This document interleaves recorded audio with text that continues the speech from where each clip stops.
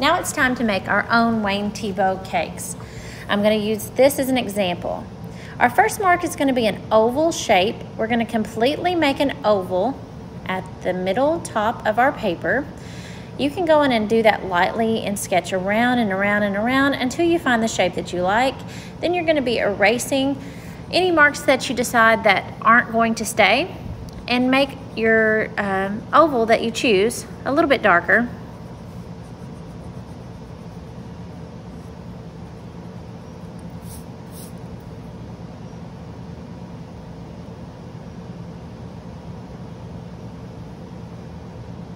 Okay, from there, we're going to be putting our sides on our cake. So we're going to go over to the far left edge and straight down, and the far right edge and straight down. So I'm going to pull down, not all the way to the end of my page, probably about an inch, inch and a half, as tall as you want your cake to be. Then we're going to mimic that arched line at the front of the oval and do that at the bottom, so it kind of looks like a smile. Now what we're going to do is make the cut out slice. So we're going to put a dot in the middle of our oval, and we're going to pull down a diagonal line to the left and to the right, creating a point where it looks like an arrow going up. Then we're going to pull down straight from there on both sides so that it reaches the bottom of our smiley part on our cake. Now we're going to be making the slice at the bottom with our dot, and then we are going to make that arrow by sliding left diagonally and right diagonally. Then we're erasing the part that's showing how the cake originally was whole.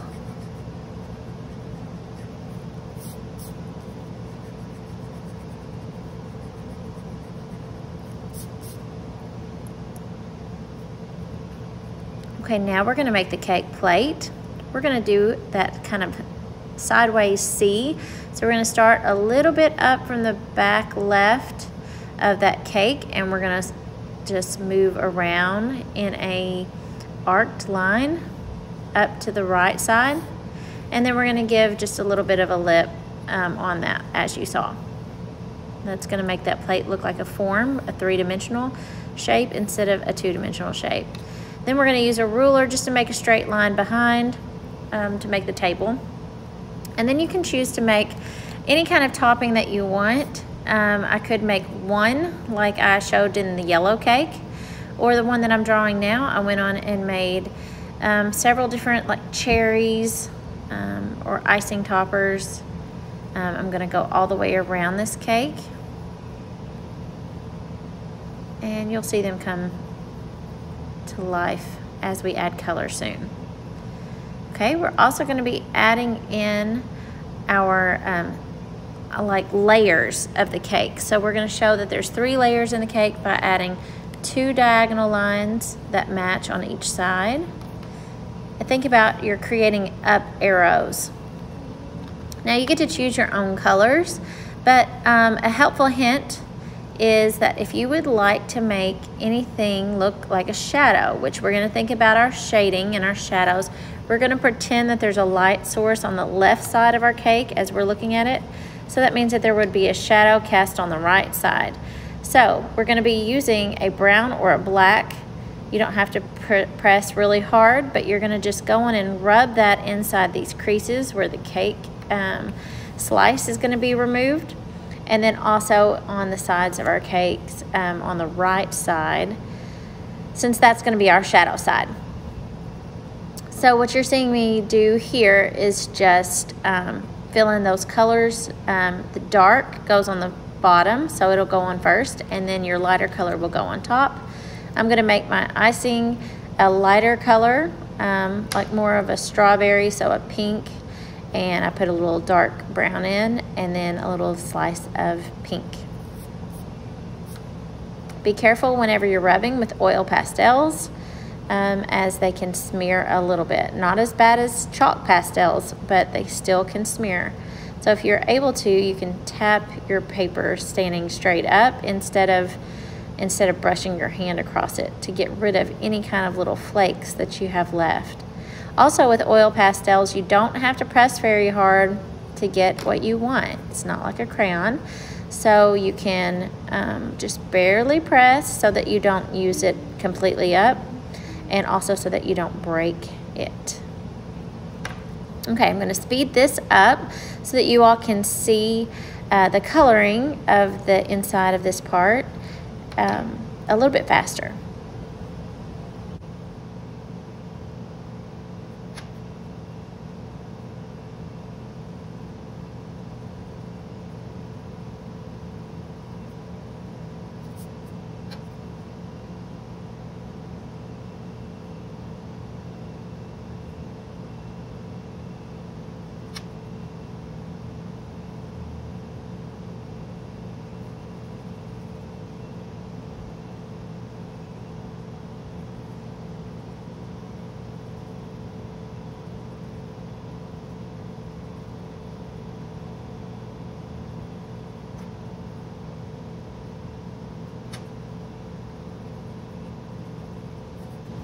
Okay, so now what I'm going to be doing is these little toppers. So these are like cherries, but I'm going to think about my shadows first, just like I did on the inside of this cake. So I'm just going to give myself a little bit of a shadow on the bottom of each of these and on the right side, because that's where our shadow was on our cake. So it's going to be on everything the light is touching, which is going to be all of these little cherries. We'll call them cherries. So first I did the dark brown, and now I'm just going to go swirling that over with the red.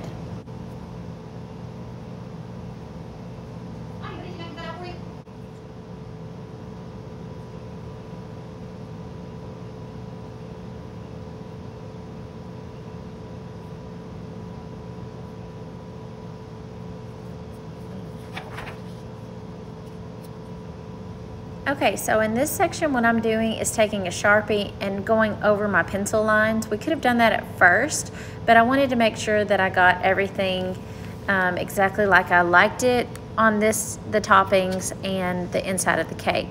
Now it does make it a little bit more difficult to go around with a Sharpie since you've got this oil pastel that kind of resists it. So if you'd like to do that first, you can. Now I'm going to be adding in my darker brown and then my lighter colors on top to create that shadow on top of the cake, and then going around coloring that. I want to make it lighter on the left since the light is supposed to be coming from there. It gives it more of a realistic look.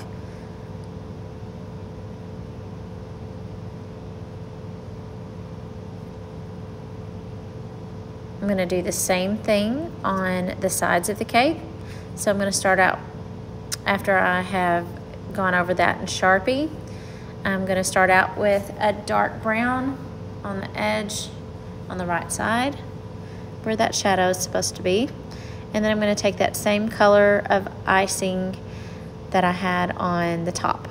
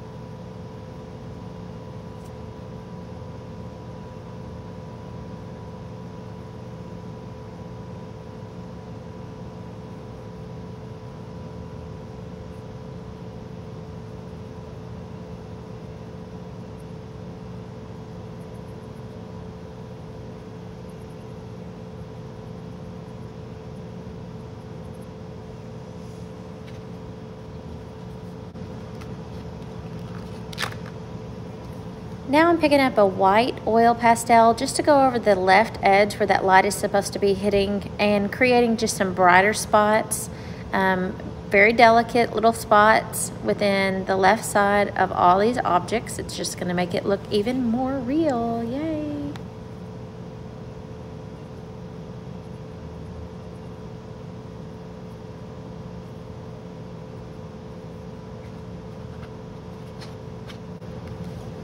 Now for the background, you can choose any color that you would like, and I'm choosing orange here. And so just carefully, I'm going to color around the cake and try not to interfere with the colors that I've already used. But I am doing this lightly, not pressing hard. I don't want to break the oil pastel. And I'm just doing a side-to-side motion so that it doesn't really take away from the cake.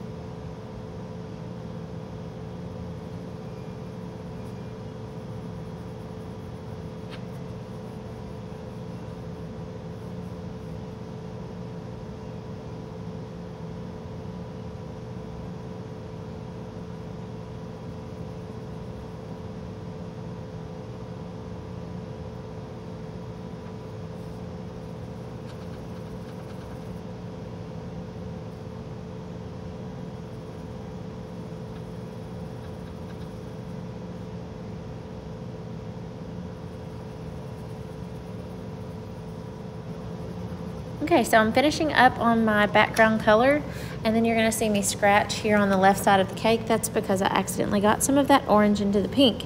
And I now am able to scratch that off just using my fingernail. You can also use other items in the classroom or at home. Just anything that's, you know, got enough sharpness to it that it can scratch on that surface.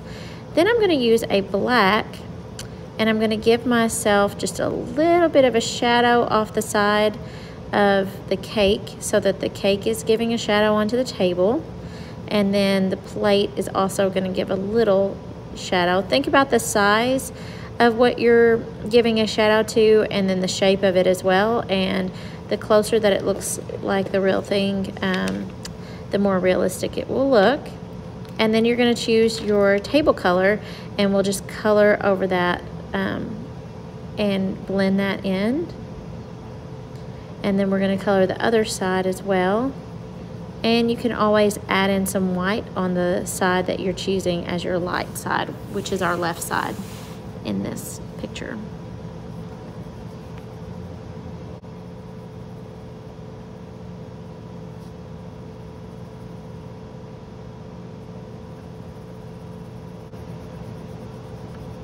And last but not least, I'm going to be coloring the cake plate. So I'm going to choose another color. I chose green because red and green are complementary colors. That means that they don't mix well, but they do look good together. And they're across from each other on the color wheel. Now I started on the left side with just a regular green, and then I realized that I had forgotten to go back in and give a little bit of a shadow on the right side. So I went and stopped and got a brown and went on and added that shadow. So then I'm gonna go over the whole thing in green and then check it out and make sure I'm happy with it.